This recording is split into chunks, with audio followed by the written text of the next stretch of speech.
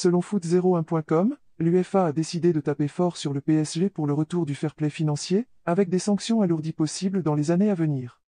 Cette année, c'est le grand retour du fair play financier. L'organisme de surveillance économique de l'UEFA avait été mis sur pause de force pendant le Covid, sachant que chacun se débrouillait comme il pouvait pour limiter les pertes. Mais il a désormais repris de l'activité et surveille les comptes des clubs européens. Interdit toujours de dépenser plus que ce que l'on gagne, ou de voir la masse salariale prendre une place démesurée par rapport aux revenus.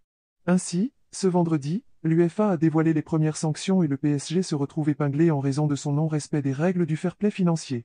Nasser Al-Khelaifi devra régler un chèque de 10 millions d'euros en tant qu'amende. Un montant salé, mais qui n'est rien par rapport à ce que risque le club de la capitale s'il bafoue encore les règles du FPF la saison prochaine. En effet, cette amende est assortie d'un sursis allant jusqu'en 2025-2026, et qui comprend une pénalité de 55 millions d'euros, en cas de nouvelle infraction. Le PSG est le club le plus fortement pénalité en Europe, et le club francilien a décidé de s'acquitter de l'amende immédiatement, alors que certains clubs ont pu négocier avec l'UEFA pour éviter de payer l'amende sous certaines conditions d'amélioration financière.